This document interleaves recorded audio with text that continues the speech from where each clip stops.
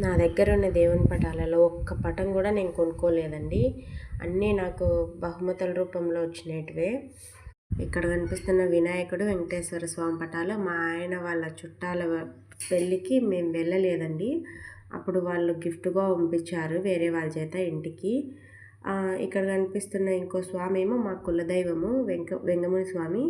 ఆ పటం అయితే మా అత్త నుంచి నాకు వచ్చిందనమాట. ఇక్కడ కనిపిస్తున్న రాధాకృష్ణుల విగ్రహం అయితే మా ఫ్రెండ్ గిఫ్ట్గా ఇచ్చింది. ఎప్పుడో 18 ఏళ్ళ కిందట ఇచ్చింది. తర్వాత లక్ష్మీదేవి విగ్రహం, అది వెండిది. మా అన్న డబ్బులు ఇచ్చినాడు.